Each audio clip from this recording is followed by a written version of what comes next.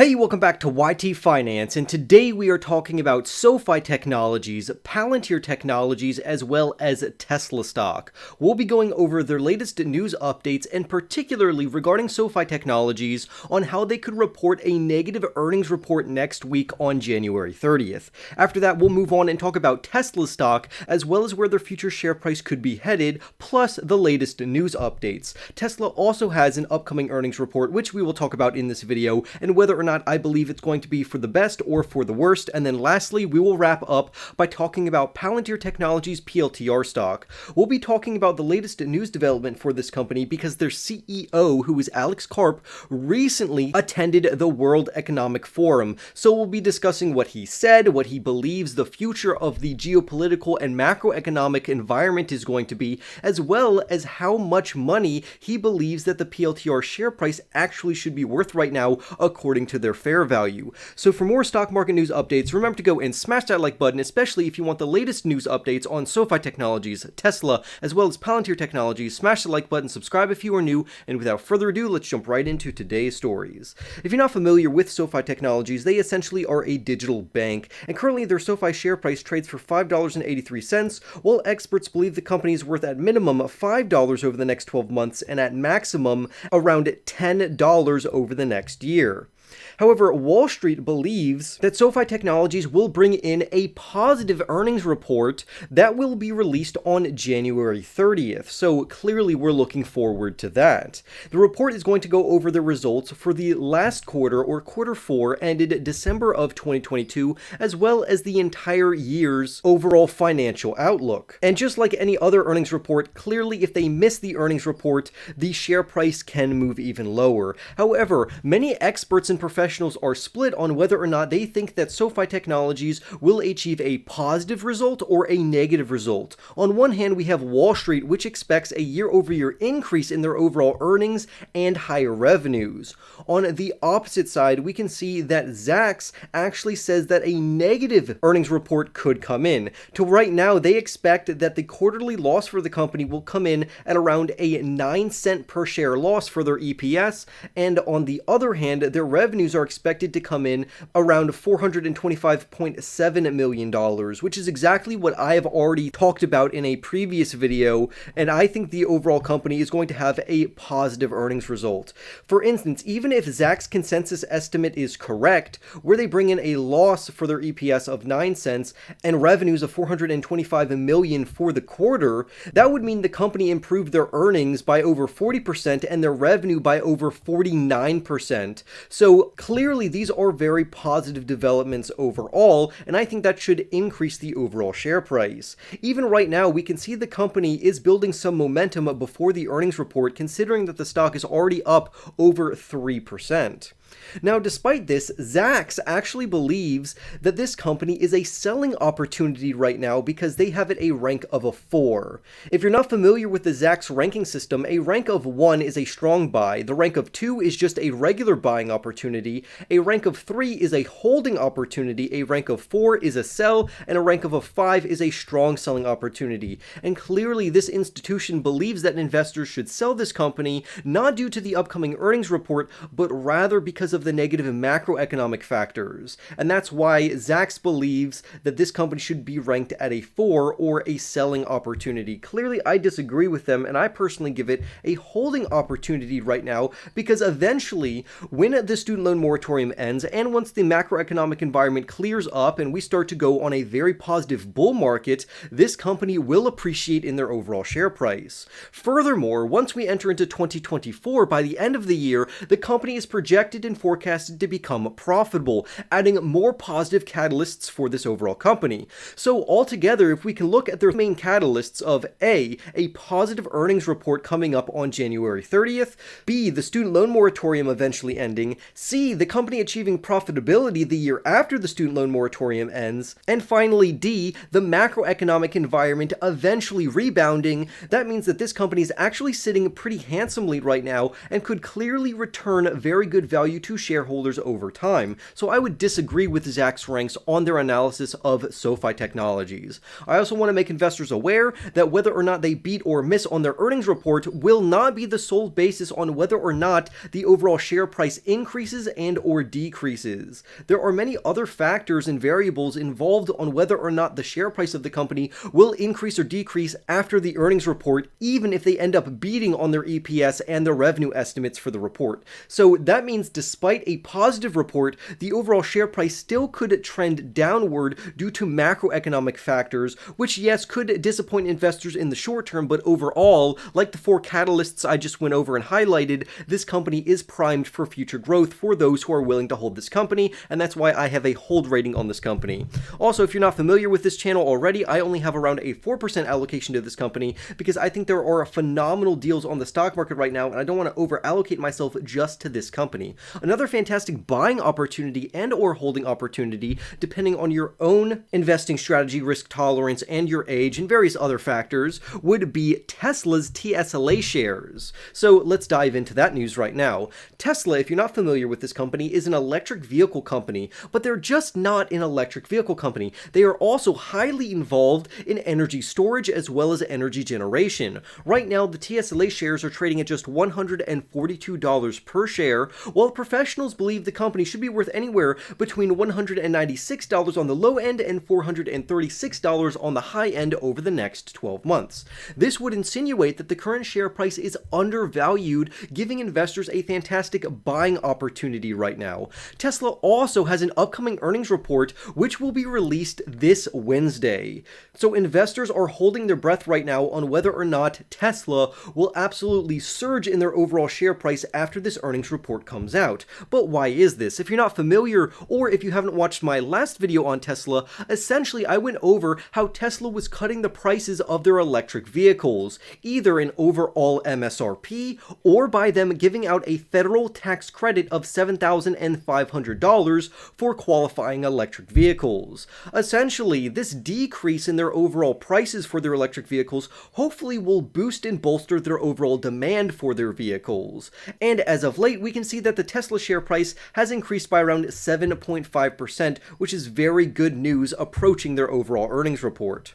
According to the IRS, the tax rebate of $7,500 for their qualifying electric vehicles should increase overall demand. Tesla cut their price targets earlier in the month, which I already reported on. However, many investors are not happy about this, but I tend to take the opposite stance. The reason I like them lowering their overall price is because it's going to put their competition in a very uncomfortable position. What do I mean by that? Essentially, by Tesla lowering the prices of their electric vehicles, not only will it increase the overall demand for consumers to buy Tesla in this very negative macroeconomic environment where people clearly couldn't afford these vehicles at their current prices, this also undercuts the popular electric vehicles from Ford and General Motors and other electric vehicle companies. So essentially, Tesla is forcing their competition either to lose market share and lose demand, or their competition will be forced to also lower their overall prices to stay competitive. That's why the decision for Tesla to lower their price was actually genius in their competition against Ford and General Motors. And of course, clearly it gives consumers a cheaper vehicle to buy. So Tesla's rivals right now are in a tough spot whether or not to cut their prices or feel the wrath of an overall lower demand and a lower market sentiment. So Tesla's competition right now is hard pressed to win the price war against Tesla, and that's something that clearly is working in Tesla's favor right now, and I think was a good overall option for Tesla when they lowered their overall prices. But what does this mean for their upcoming fourth quarter results? Well, honestly, these price cuts are not going to be seen in these fourth quarter results. However, despite this, professionals forecast a relatively modest profit of $1.13 per share for Tesla's EPS. This would mean that they grew only 33% in their overall earnings growth, but their sales growth should meet the expectation of around $24.2 billion for a consensus price target, which would mean a growth of around 36% in their overall sales. But this is on the assumption that the revenue guidance actually meets analysts' forecasts. Now, for those of you who know, Tesla has actually already admitted and come out with a statement saying and preparing investors that they are planning to miss their overall forecast for Q4 deliveries. It's not like they did this on purpose, that's just how the cookie crumbles sometimes. But even if Tesla misses on earnings, clearly a strong forecast could be given for Q1 sales and their overall revenues and earnings the next earnings report despite these price cuts. So Tesla stock right now is trading at around 40 times earnings, which is a substantial discount from what it was previously trading at, but it's no longer seen as a very discounted stock as of right now.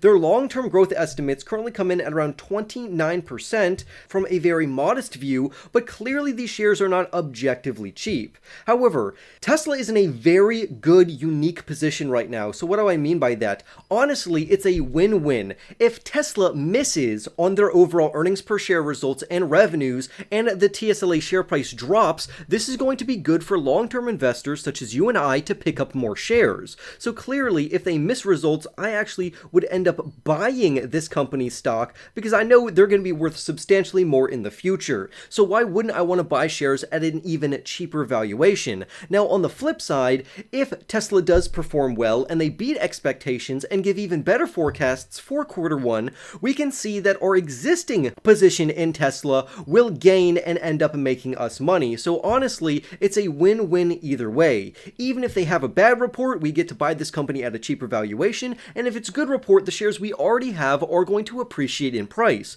Tesla is one of those phenomenal companies that clearly is not going to lose any backing from hardcore investors such as myself, and I think the long-term trajectory of this company is absolutely phenomenal, and I believe the company will eventually re-reach their $1 trillion valuation. So until that happens, I will keep buying this company on overall weakness. But overall, the news for this company is quite good, and I can't wait to evaluate their future earnings report on Wednesday. So remember to subscribe and stay tuned for that.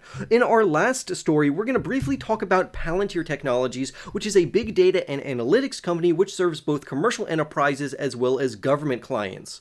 Right now, Palantir's PLTR shares trade for $7.33, while professionals believe the company should be worth at minimum $4.50 and at maximum $15 over the next year. Recently, the CEO, who is Alex Karp, attended the World Economic Forum, where he elaborated on his belief of a gloomy picture overall politically worldwide as well as macroeconomically. So what does this mean for stocks? Well, essentially, geopolitically, Chinese stocks or foreign stocks may not perform as well as American stocks, such as the stocks located on the S&P 500. On top of that, macroeconomic conditions the CEO believes will get worse, and the market could bottom out sometime in 2023 after a major correction and/or crash. And that is not very positive for stock investors, unless you're like me, who is clearly going to buy more as the stock market goes further down in price. But he also gave us a little peek into where he believes and what price target he believes the PLTR stock's fair value should currently be at. So let's dive right into the article. The CEO is very proud of Palantir, seeing how much Palantir has helped Ukraine fight against Russia.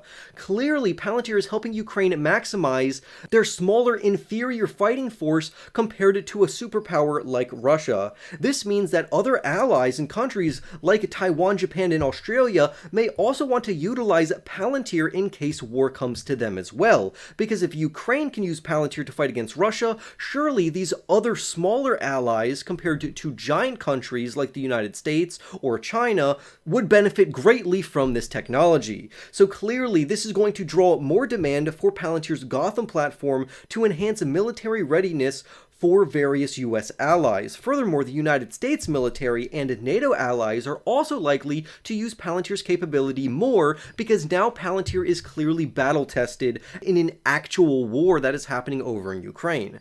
Alex Karp also said many other thoughts where I'm just going to quote directly from the article, specifically about where he believes the PLTR share price should be trading at right now. And he says, and I quote, "We've been at this for almost 20 years. Our valuation has been been very high and very low over the medium term. Valuations do reflect the health and success of a business. There are market conditions that affect the share price. There are legitimate concerns that we have to address, such as the dilution, what are the revenues going to be, where are the revenues going to develop, how transformative are the products going to be, all legitimate concerns. We believe our business is as strong as it has ever been. I never thought that we were that good when our share price was $40. I didn't think we were that bad when our share price was $6 or whatever it is, end quote. So what does this mean? Clearly he believes that $40 is too high of a price target and price prediction for the PLTR shares, and he thinks that $6 is rather low. And I actually think that that's a pretty good overall price target and price prediction from the CEO. However, clearly the CEO will be biased to his own company because his paycheck directly comes from the share prices, so he wants that to be as high as possible. Now, with that being said, let's talk about Palantir's overall share price and where it's headed in the future. The CEO also has said previously that he plans that this company should be profitable in the year of 2025. However, there has been very scarce silence on this overall projection, so some investors are getting concerned and worried on whether or not that forecast is still accurate, and I would have to say we're just going to have to wait and see overall. In the end, Palantir is still an amazing company, and they are one of the most innovative and cutting edge in terms of their data analytics technology and software products. They are aggressively innovating and investing into the best and brightest people who will build their technology out, and they enjoy a very strong US government business as well as an accelerating commercial sector. So overall, this company is fantastic. Investors should remain bullish over the long term for Palantir Technologies, but if you don't want to invest into this company for the next 5 to 10 years, then maybe this company isn't for you, because I don't expect quick returns from this company until after 2025. So with that being said, I would love to hear your thoughts down below on SoFi Technologies, Tesla stock, and Palantir. Go ahead and smash that like button right now, comment your thoughts down below, subscribe if you are new, and I will see you in the next YT video.